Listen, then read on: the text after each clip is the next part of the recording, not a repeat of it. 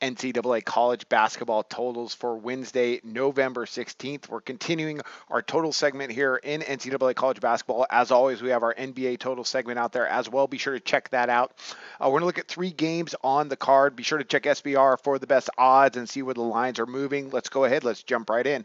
Good matchup today right here. We're starting out with Butler and Northwestern. Oddsmakers have it at 143, and we're going to go under the total in this matchup.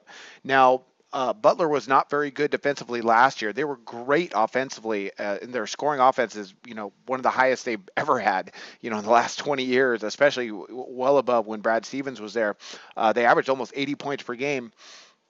But it seems like, this year they are putting a more of an emphasis on defense, and so was Northwestern. We got Chris Collinsworth over there, a former Duke guy, and they were 4th in the Big Ten, as far as scoring defense. So they don't go super fast. Let's take a look at some of their matchups so far this year.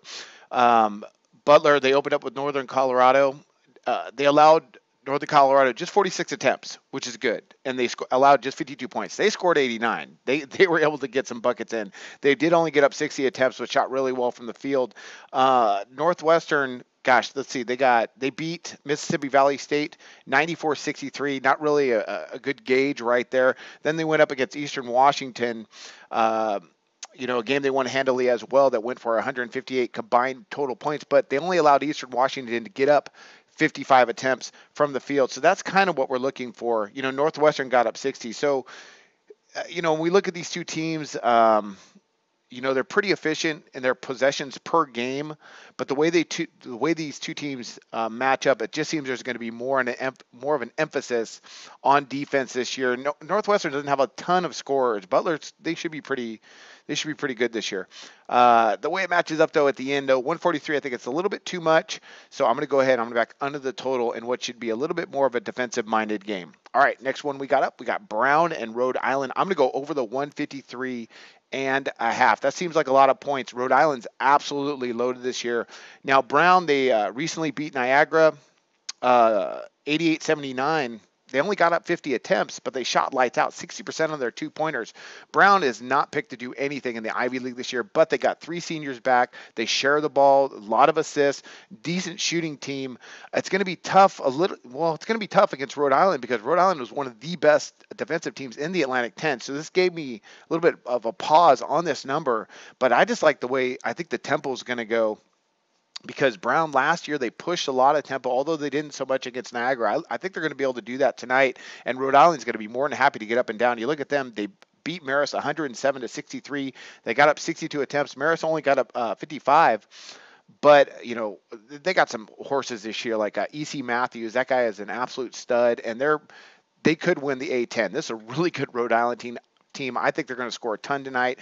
Brown, I believe, is going to do enough to go ahead and help get us over this pretty big total at the end at 153.5. That's a big number, but I think they're going to get there.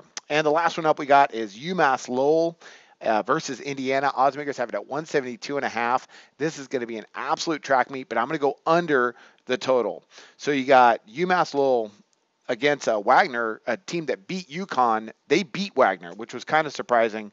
But they only got up 45 attempts in that game. They shot over 50% on their 2-point shooting, which was very helpful to win that game. And they shot 50% from distance to beat Wagner. They're not going to be able to do that against Indiana that seems to be defending the perimeter pretty well. Because against Kansas, they allowed the Jayhawks to shoot just 30% from distance. So if Indiana could do a good enough job in that aspect, I think they can hold UMass Lowell to a pretty reasonable number. That's a huge number, 172.5. I know this game's going to be fast, but man, they're really going to have to go. Both teams, Indiana's going to score for sure. They're both going to have to go though to get over this total. I don't think they're going to get there.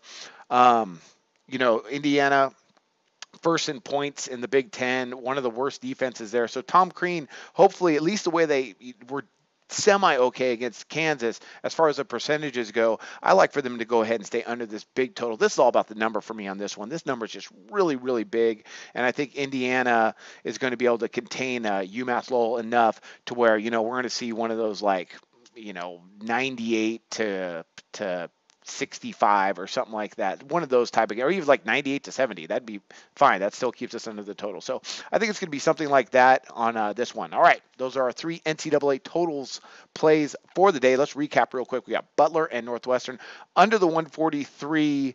Very interesting line, but I think we're going to see a better defensive game than people anticipate.